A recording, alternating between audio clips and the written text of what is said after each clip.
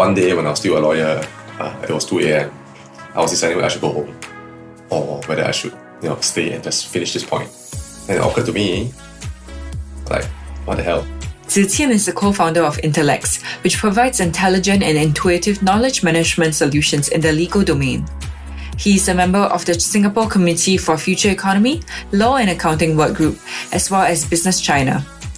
Qian was formerly with the Singapore Prime Minister's office, where he oversaw the establishment and the execution of the venture capital investment schemes under the National Framework for Innovation and Enterprise. He was named twice as one of the 100 leaders of tomorrow at the St. Gallen Symposium and once as a Dragon 100 Young Leader. In his free time, he also runs his own podcast about Chinese history and tech startups. Hi everyone, welcome back to Quest Ventures podcast and video. And today I'm here with Qian. You're the co-founder of Intelllex. Tell us more about yourself. Thanks for having me. Hi everyone, my name is Qian. I'm the co-founder of Intelllex. We are a knowledge company, specifically in the legal and regulatory space. Tell us more about your founding story, because I'm sure most of the young entrepreneurs out there are curious to find out. This is a story I've repeated 1,000 times, and I really don't mind repeating it again because even up to today, 7 years after we started part-time, I still find it amazing that we're still along this journey. So, a bit on my own background, I'm trained as a lawyer. I was called to the bar about 10 years ago.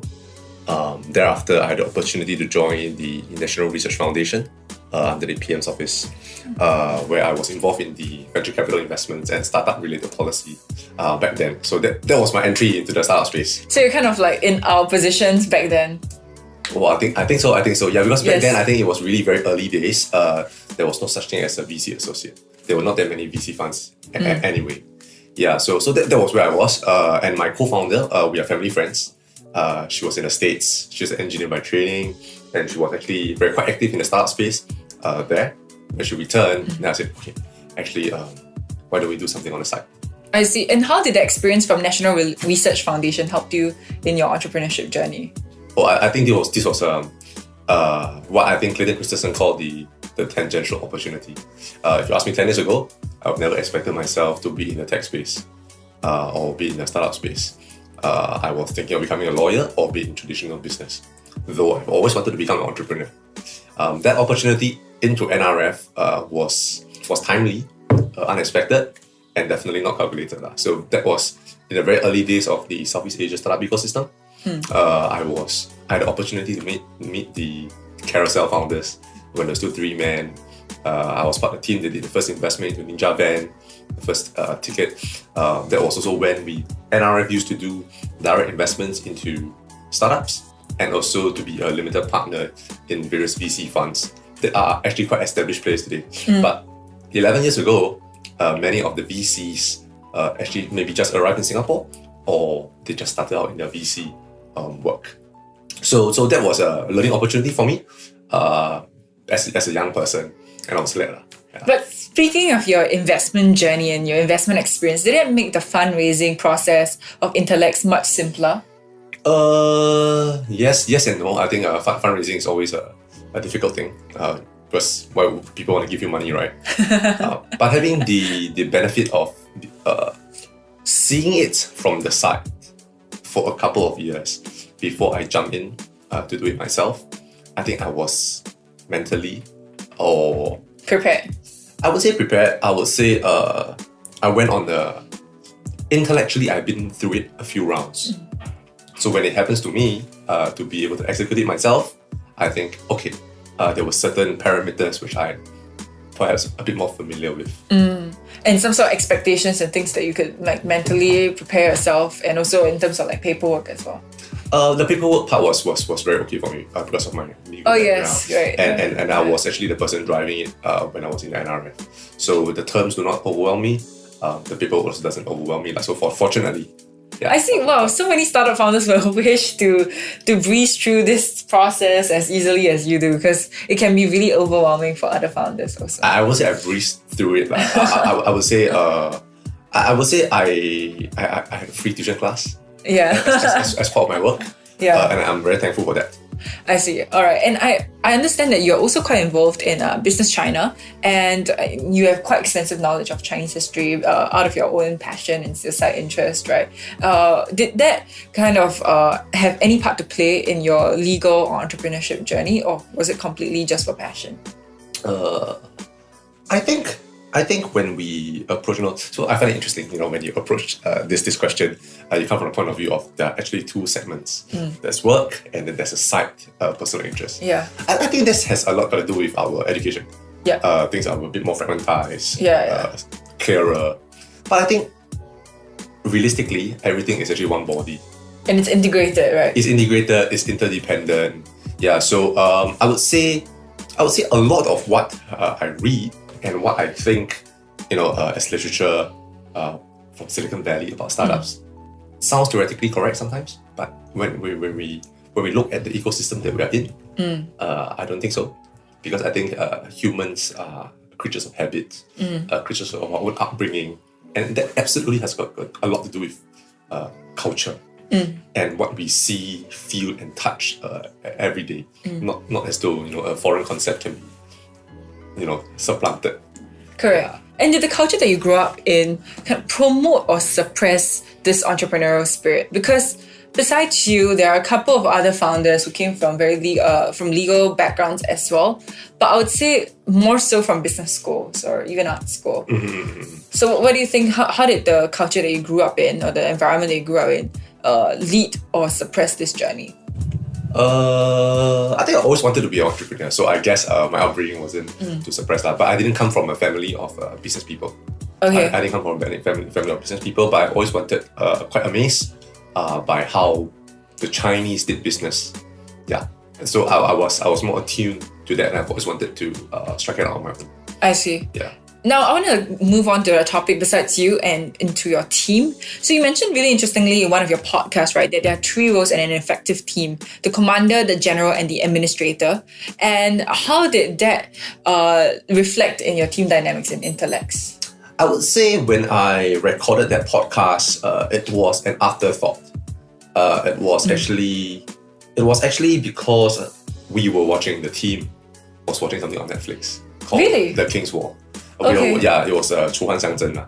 And actually this drama has been around in China for probably, I think, 7 to 8 years ago.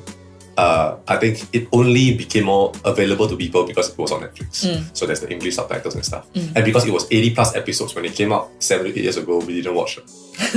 Yeah. So the team that we have at Intelllex, the founding team members, we are more or less fairly attuned to Chinese system. So watching that gave us a lot of what I call, I would say, institutional knowledge to talk about. Yeah. Because I think, we grew up together. Yeah. We grew up together. So the founding team, we're family friends. Some of them are my primary school classmates. And that cultural element has always been with us. And the way we speak is also as such. So when we thought, when the show came about, it was a lot of mutual learning. Okay. Through the show, and because like every one episode, we were like, "Hey, 你不可以这样啦," Lu Bang 这样, so that became very relevant. So did we have the idea of segmenting the roles before that? I doubt so. I doubt so. But it was really an afterthought where we organize our thoughts and we see how Liu Bang formed his team. Because we unanimously agreed in the team that Liu Bang is probably the best startup founder in history. And as a history buff, and we do know over the past 3,000 years, there were only 2 non-elite Chinese emperors. Everyone else who founded the dynasty was part of the establishment or the elite general family. They were from some royalty. They took over another royalty, but it was Liu Bang who started. He was an absolute nobody. He was not educated. He's semi-illiterate. But and Liu Bang is very frequently referenced in the China startups today. Okay. It's very, very frequent, and I think I highlighted some of these points in my podcast as well, talking about how the way Jack Ma gives some narratives. There were a lot of signs of Liu Bang. A lot of signs of Liu Bang. Where he said things like how he made his team of I can't remember what's his name, Zhou Cai and Guan Mingsheng, I can't remember his Chinese name, his COO, who was from GE, the way he described it was really how Shi Ji wrote about Liu Bang when Liu Bang founded his empire, and then they are saying, oh, what contributed to your victory? And Liu Bang said, oh, there are 3 people I owe my success to: Han Xing, Xiao He, and Zhang Liang. And Jack Ma actually does a lot of that. Actually, I see a lot of that, and I think this is actually cultural DNA for the mainland Chinese. They grew up with it. Grew up with it. So making references to history. I watched a documentary of Didi Cheng Wei, the founder of Didi Cheng Wei before, and the way China founders make reference to history is actually very invigorating. It's very energizing. So he said something like, this is 2.0 China startups. He said his own background, he was from Alibaba. He said his team was from Tencent and Baidu. He says, and for the past 15 years, 中国没有输过。5场了，我们第6场也不会输。So that was his fight between him and Uber. But by drawing on that, he made references to early 2000s, when eBay fought Alibaba, when Google fought Baidu. 他讲每一场我们都赢，没有理由第6场我们输。So that form of leadership is actually very Asian, but you don't see that in Silicon Valley literature. And I think this is something in Southeast Asia, tangentially or directly, there's a lot of similarities as well.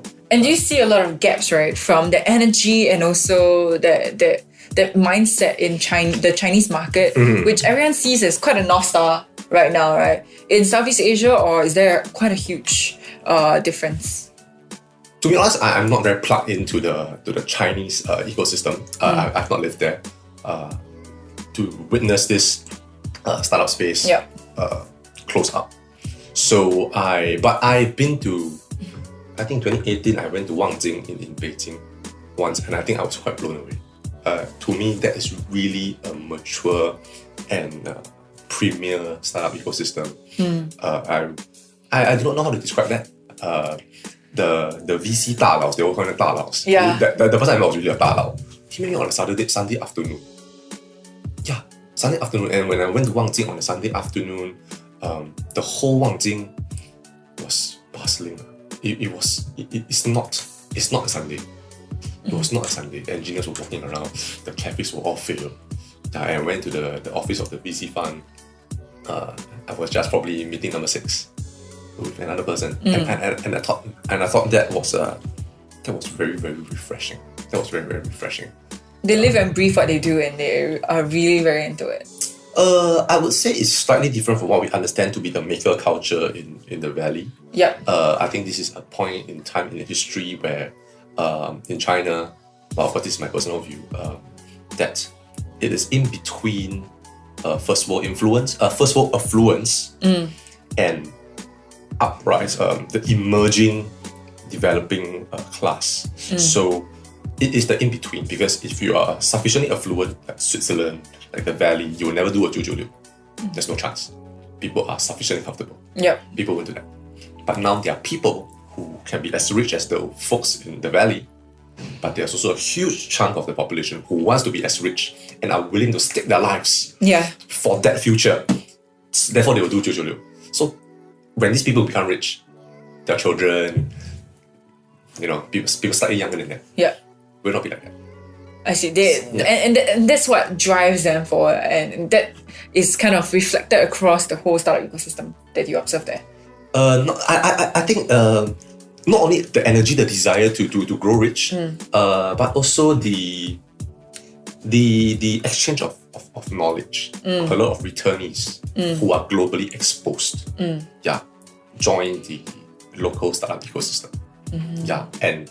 And they bring with them, of course, global expertise. But in China, global expertise is probably regarded with 50%. The other 50%, they always call it localization. So they always call it the Haigui and the Tubie. And history has shown in the first part of from 2000 to 2015, whenever there's a Haigui who wants to fight a Tubie always wins. So it's not as though you come up with a Harvard MBA, you come up from Stanford, you're bound to win. And the chances are you lose, because it's about localization, it's about China folks always call it 狼性, And I think that spirit is very different And I think that's what distinguishes a professional from an entrepreneur. Yeah. All right, let's go into your startup itself.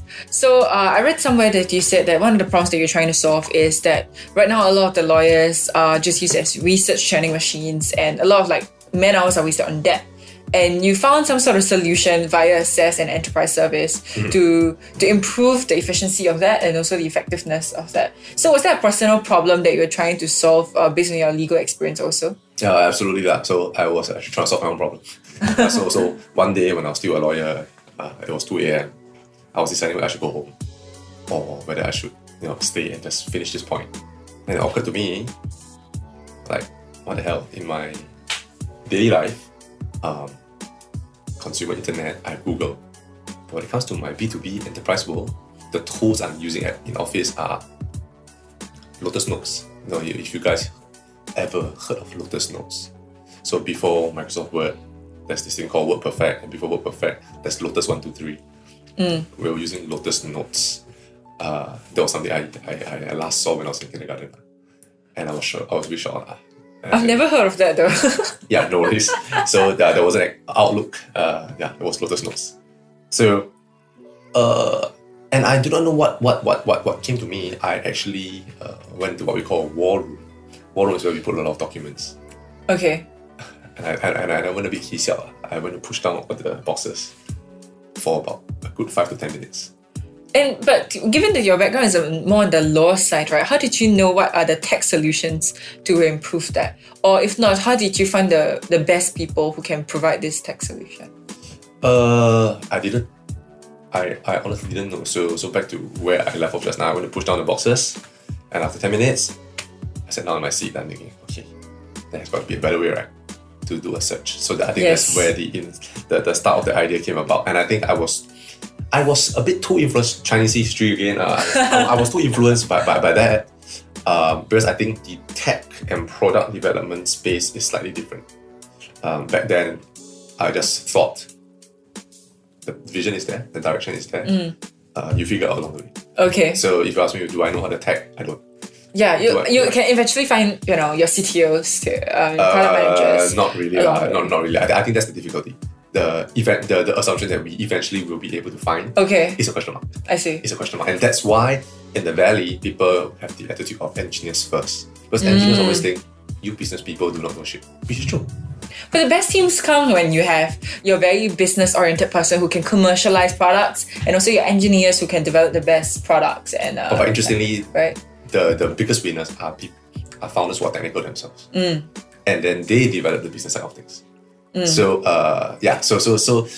the idea, I had the idea, I had the fantasy as well, you'll be a combination of technical and business. But sometimes there is a difficulty. And then difficulty. And how did you drive the tech then eventually? It was my co-founder. So my co-founder, although she's not a computer scientist, she's an aeronautics engineer by training, but she took care of most of the technical aspects, and I think it was education for me over the past 6.5 years of talking to engineers, trying to get engineers to empathize with non-technical people. Yeah. And I think vice versa as well, because in my days in NRF as well, speaking to other founders, a lot of founders really do not understand engineers IT, and they will just be just churn lah, just deliver lah. It's different wavelengths. And engineers hate it. Engineers hate it because, but the truth of the matter is, the business people don't understand. Correct. And vice versa, I would say. Yeah, yes. Vice versa. So to close that gap is very important. And I think when we always look towards the Valley, but the Valley had 30 years of technical background from the early 70s, but in this part of the world we don't have. So when we say, let's start the next Silicon Valley in this part of the world, I think we're somewhat daydreaming. Yeah, because I think it takes a lot to form an ecosystem. Definitely. Yeah. And so from solving your own personal problem of doing a lot of research into the wee hours of the night, into solving that problems for your law firms and other lawyers out there, what are your current consumer dynamics? Currently, we serve boutique law firms and we are actually moving into a regulatory search. So retrieval and understanding of regulations and legislation. Yeah, and legislation as well. So that would be something that would be more towards the business owners, meaning the people specifically we want to start in the finance industry. Yeah, so maybe fintech startups, family offices, funds. So regulatory compliance requirements, mandate that they need to go and check legislation and regulation. So this is something that we're moving towards as well. And would this be very accessible to people like myself who may not have much legal expertise and knowledge? Is it something I can go into straight away and find out what are the red tapes if I want to go into say the fintech space? Yes. So that's the intention. That's the intention, because business people generally start with cannot. Cannot. I think that's the starting point. And we want to kickstart from that.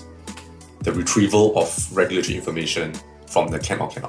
I see. Yeah. And I understand that Intelllex is not just in Singapore, but you're in different countries as well. So what do you have any expansion plans for yourself? With COVID, I think we are significantly more conservative here.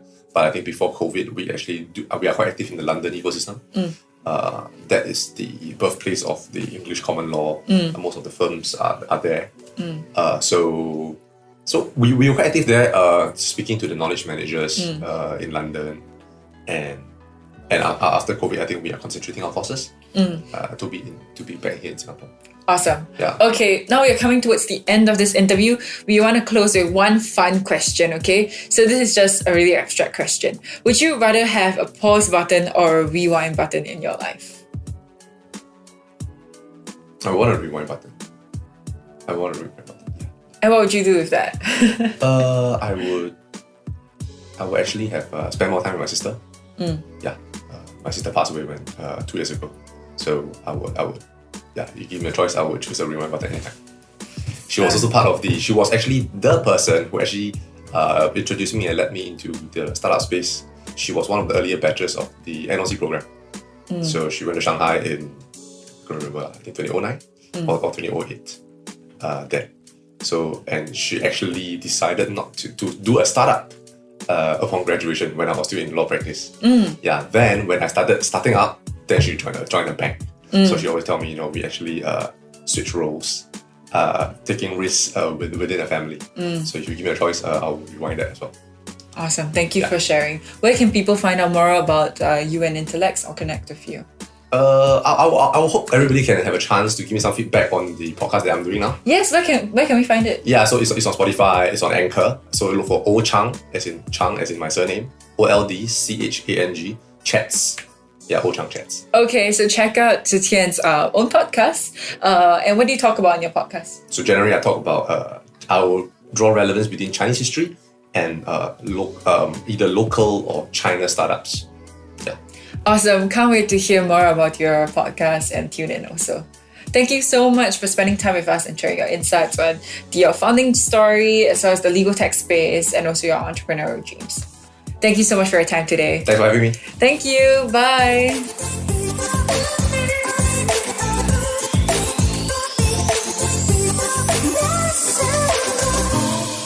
I'm Vanessa, and thank you for listening. This podcast is produced by Quest Ventures, top venture capital fund in Asia, in collaboration with Pixel, the innovation hub of Infocom Media Development Authority. Follow us for more exciting episodes to come, and stay in touch with us or find out more about Quest Ventures investment syndicates at questventures.com. Till next time.